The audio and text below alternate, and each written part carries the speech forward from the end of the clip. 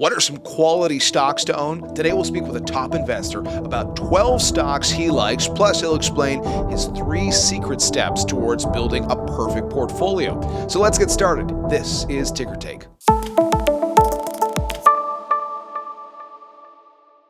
We talk a lot about growth stocks on Ticker Take, but they don't always meet all the needs for you as an investor. So we wanted to talk with one of our favorite guests, Lyle Stein. He's been investing for more than 3 decades, and while he invests in growth stocks, he also thinks about how to round out your investment portfolio. Let's hear more from Lyle now. Lyle Stein, great to see you. Thanks for joining us on Ticker Take. Nice to see you, John. So this is an interesting time for the market. Most would still describe this as a bull market, but there seems to be a little uncertainty in the air. What's your take? Yeah, this is a tough market to call. I think you're right. The momentum is there. That's positive. The economy is doing just fine, despite the fact that we've had tariffs, despite the fact that the wars that we've been talking about now are going into, 4 years in the case of the Ukraine and Russia. Yet there's just a sense of angst out there, where we keep talking about the K-shaped economy, the notion that it's the rich, the wealthy that are doing very, very well, but those who aren't wealthy, those that don't have assets, are hurting. There's concerns about young people and their jobs. So it's a mixed bag that seems to be coming through. And so as a market analyst, after going through now 3 years of a really strong market, you're asking what's in store. And we're a little bit cautious going into 2026. We think that, basically fundamentally driven earnings and interest rates are what happens to drive market stocks. Interest rates can't seem to crack 4%, and I'm talking that long-term U.S. Treasury bond. It just doesn't want to go below 4, and there's fears about potential inflation as companies raise the prices that we all thought would happen in 2025, as governments around the world continue to borrow. So it's going to be hard to see rates falling. And then earnings. Well, earnings growth is good, but it's already been good. It's been really good. It's been anticipating 10, 12% growth for 2026 for going on over 12 months now. And there's just no room for an accident. So when we look forward, we think it's more of a market to pick stocks in to stay with themes than it is to try to call the market in general. All right. Well, that's interesting. Kind of like a bifurcated economy you're referencing there. And we're going to talk about some individual stocks, and we're going to get specifically into a basket of stocks that you might suggest in an economy like this. But in building that basket, you really are passionate about the concept of the 3 C's. One being comfort, so income. One being calamity, and gold might be an example there. Sure. And children. So legacy, but in other words, growth that you can pass on, I assume, down the road. So the 3 C's, how do you think about investing through that lens? Well, the key thing is it's a total portfolio. Too often, I think investors want to focus on the hot name or the hot sector. Like, I want to go out there and I'm going to make money because it's going up. But basically, if you're a long-term investor looking to preserve and grow wealth, you have to think in terms of the total portfolio. And in a total portfolio, you're never going to get the performance that you get from the one hot stock or the one hot sector. So when we construct portfolios, we like to, first of all, ask the client, what do you want? What do you need? Comfort, you mentioned the first one. That's really income. Do you need income from your portfolio as an investor? Okay, we can generate income. In today's market, we think we can get 5.5% in income for a client. The next thing, if you have income, though, is, I get nervous about my income. So we protect that as best as we can. We call that calamity. That's the second C. How do you protect that income stream from basically inflation and geopolitical concerns?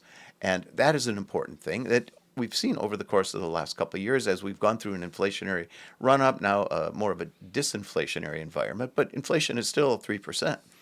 And then the last one, as you say, is if you got your income and you feel comfortable with respect to the way it's protected, well, then it's growth. Then it's charity or children. You can swap the C's around. But basically, that's your legacy. That's where you can put investments that you think will do well over the course of the next 10 to 20 years. And think about it, not in the context of, 20 years from now, but what am I going to leave to my legacy? And so that 3 C's, you construct a unique portfolio because, frankly, every client is different. All right, great context there, and we're going to get into Lyle's list of stocks now, but first, a friendly reminder, this is not financial advice. Stock number one, Alphabet. Now, Lyle, Alphabet, the parent of Google, we talk a lot about this company. In fact, we did a full ticker take video on it recently.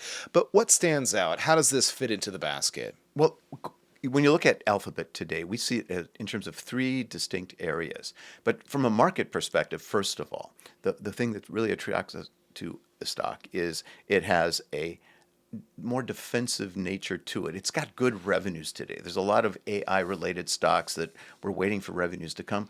Alphabet's got it through their advertising business, through all the other things they're doing. So then when you break it down, they've got their TPU chips. And those are quite exciting to us because the world going forward is going to be less about compute and more about inference. And that's where the TPU chip comes in. So tick number one.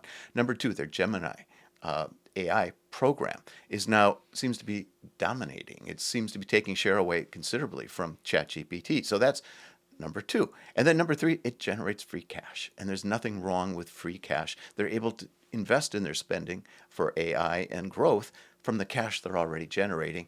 And that came to some degree, too, from the fact that the antitrust suit seems to be resolved in September. So we've acquired it more recently, but it seems to be the perfect name for this kind of environment. Stock number two, Amazon, which, Lyle's another name we've talked a lot about a ticker take. When you look at the analysts on Wall Street, they have loved this company for a long time. Like Alphabet, this fits into that children or legacy growth part of your basket of stocks. Walk us through Amazon. Yeah, exactly. And you've nailed it. Now, it's been a laggard this year. Amazon has not performed in line with the names that you think of in an AI run. But to us, again, it's the stable cash flows that are coming from their retail business. And their retail business, frankly, is cheaper than Costco when you look at it on a kind of a multiple basis. Their web services, great business. It's a revenue generator. They have their own data centers right now. They don't need to necessarily build them. And again, it just generates lots and lots of cash. They don't have to go out and borrow the way many in the AI space are doing. You think Oracle and all the problems they're having right now. The stable cash in an uncertain market gives us a good place of comfort. And, it trades at 20, 25 times kind of 2-year out earnings. And we're looking at 2-year out earnings as opposed to what's going to happen in 26 because we like to take a longer term view. Stock number three, Sienna Senior Living, which gets us into thematically. I know you like certain long-term trends to be watching. Aging demographic is a big one. It is. And we really see Sienna is ticking two boxes. Number one, for that comfort, it's got a 4.6% yield. We think that yield is very safe, and we think it will continue to grow. So that's a really important thing. In a demographic shift that's occurring, John, we just don't have enough houses for people like me when I start to age. And so where are those retirement homes going to come from? Where are the care facilities going to come from? We're 48,000 beds short in Ontario alone. And that number is only going to get bigger. So when we look at the space, we see Sienna as a particular good way to play the aging theme, which is part of our growth investing scenario that we talked about earlier. Stock number four, Peyto. And now we're going to get into a group of stocks that are part of an energy transition, if you will, which you're watching very closely as a theme. Yeah, back, again, 3-4 years ago, the energy transition was going to be to wind and solar.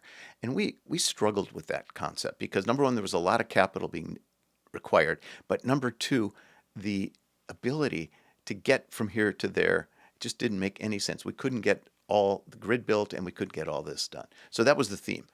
We said, okay, what are the names to play? And Peyto came to mind. Now, we bought Peyto, again, probably 3 years ago. It had a 14% yield. It's in natural gas space. Natural gas to us is the transition. We got the theme going on transition, and we also got a 14% yield. It wasn't the favorite of the day, but it was cheap. And gas is playing out. The concern was their balance sheet. They've improved the balance sheet over the course of these last 3 years, and it still yields just a little bit south of 5%. So we get income as well as growth, and that's the holy grail in building a portfolio. Stock number five, Tourmaline. And so we stay on the same theme with this one that we were talking about with Peyto. Yeah, it's the natural gas theme, and Tourmaline is the big go-to gas name in Canada. We look at a company that's got very good reserves up in the Montney. We look at a company that pays a decent dividend, but they pay extra dividends to make the total return better. It hasn't performed well, and I think that's just a concern in natural gas in general. So we like the fact that it's a low-cost producer, it's growing its reserves, and also it's the name people think of. And when you look at the Canadian energy patch today, Tourmaline is a big cap name, and we've been overlooked when it comes as a country. The old story again, 3, 4 years ago, I don't want to own a gas stock, I don't want a Canadian stock. All our energy investments suffered under that realm, and I think you can get a bit of a multiple pickup as well on a Tourmaline as it comes into favor with more and more gas demand. Stock number 6, Vermilion Energy. So we're still on this energy theme here. How does this one compare to, say, a Tourmaline or a Peyto? This one has been a very poor performer. We've held it. We've held it actually through the beginning of the Ukrainian war when gas prices rocketed up in Europe. Vermilion produces lots of natural gas in Europe for the domestic market. They've got fields in Germany, fields in the former FSU type countries. They're growing. That is exciting. But they've made an acquisition. The market didn't like the fact that they made an acquisition, and the stock has really been a laggard. In a portfolio, you have to have a little bit of risk. And so we look at this one as kind of the way we looked at Peyto 3 or 4 years ago when it was perceived to be, debt, or in this case, acquisition. These guys over the years, and I've followed this company for, more than a decade, they've been great allocators of capital. And we see that taking place. Again, a re-rating on the stock, as well as continued increases in gas prices will play Vermilion very, very well. Stock number 7, TC Pipelines. Now, we're still in the energy transition story here, but getting a little bit more into the pipeline area. Yeah, and think about energy transition. We've got all this gas up in Alberta, and the markets are all on the East Coast or on the Gulf Coast. You got to move the gas.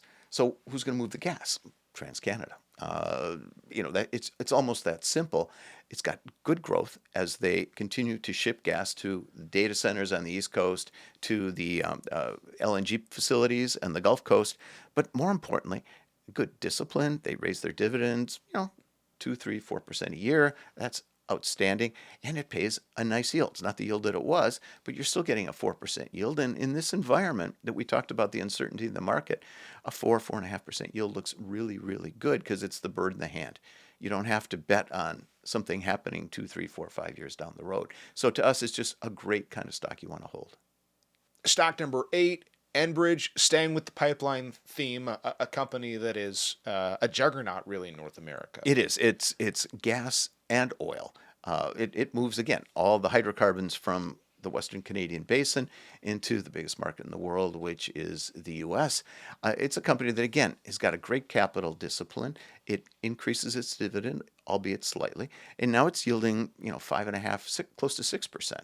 Again, I get my return up front. This company has been a phenomenal investment since they built the first pipelines in the 50s, and it really continues to perform well. Now, is it hot? No, it doesn't go up and down with technology. But again, it's that safe, stable, nice yield with a little bit of growth, 5.5% dividend, 2.5% growth. That's 8% total return, which to us is the long-term return on equity. So Enbridge is a great way to play it with a little bit more comfort at the front end. Stock number 9, Cameco, which gets us into, I suppose, another part of the energy transition. A lot of people have been talking about the nuclear opportunity. Exactly. Yeah. So the transition, again, go back 5 years ago, everybody was talking about solar and wind. Well, natural gas is the transition ultimately to nuclear. And so when you look at Cameco, historically it has been a provider of uranium, the basic material. But what really turned us on to the Cameco story not too long ago, 2 years ago, a year and a half ago, was the acquisition of Westinghouse. Cameco and Brookfield each took a 50% interest in the bankrupt Westinghouse, and they got a gold mine of an asset. This, you always want to own the arms dealers in any kind of investing. This is the arms dealer to the nuclear business. And, Trump announced, about a month and a half ago, we're going to build 10 new reactors. Westinghouse wins. It's to us just a perfect way to play the ultimate end game, which is more nuclear power, generating the electricity we need to fund the future economy.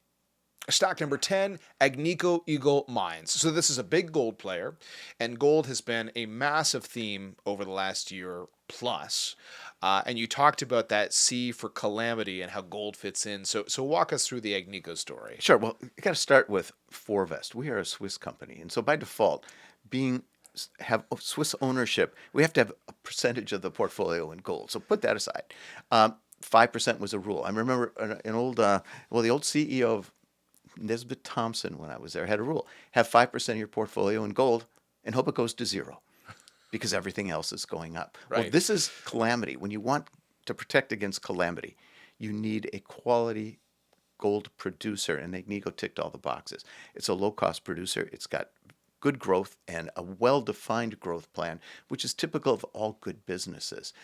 Management has been first rate. I've followed this company for more years than I'd like to think, and they always do a good job of delivering on what they're promising. And so when we look at a company like Agnico that can produce gold at an all-in sales cost of around $1,000, and you see gold at roughly 4,000 plus, there's a lot of margin in there that generates cash that is now going to be returned to shareholders because they pretty much paid off all their debt. It's a great quality name to own. It's been the go-to name in the gold sector now for the last 5 years. Stock number 11, Franco-Nevada. So we're staying on a metals theme here. We are. And Franco-Nevada is a metals play. It's a streamer. So it participates in the uptick in gold prices through the fact that they get a certain percent of the revenues that are coming out of the gold production at mines here, there, and everywhere. So it's a play on gold directly. But they also have this play on First Quantum Minerals, which has been going through all kinds of issues in Panama. Stock had quite a downdraft when the Panamanian government basically shut down First Quantum. Right. First Quantum is now opening. Copper prices are now over $5. And so we've got in the Franco story a little bit more of an uptake from not just precious metals, but basic materials, and copper being, again, the long-term play to get into the grid, and a new mine, one of the largest mines in the world, that's now in effect opening up. They'll participate in that, and we see that as providing good tailwind into 26 and 27. And stock number 12, Sprott, staying on this metals theme, a firm that has in a lot of ways been all in on metals over its existence. But walk us through the Sprott story. The Sprott story is started with gold, right? They have a gold fund. They have gold investment funds, but they also have a silver fund. And the run-up that we've seen in silver prices has done a phenomenal job because they're asset managers. If you have a silver fund, an ETF, and the value of silver goes up by 100%, the value of your ETF, everything else being equal, goes up by 100%. You get a management fee now on that 100% increase. We like the fact that it's kind of an indirect play on the precious metals, but they also have uranium. They have a uranium fund, and they've been out there purchasing uranium, not at current prices, but prices under $40 at some point, not too far long ago. So they are a bet on the materials as well as on the precious metals, and they're disciplined, and we just think it's a great way to play not just gold, not just silver, but uranium all in one. So we get three, we think, good long-term commodities all under one roof. Great to get this basket of stocks perspective from you. Lyle, thank you so much for joining us today. We appreciate it. John, it's been great. It's always enjoyable to talk to you. All right. Our thanks to Lyle Stein for sharing those stocks. You can learn more about Lyle in our description, where we've got all sorts of ways to connect with us on Ticker Take, from our podcast to our free investing newsletter. And don't forget to subscribe so you don't miss our next investing video. See you next time.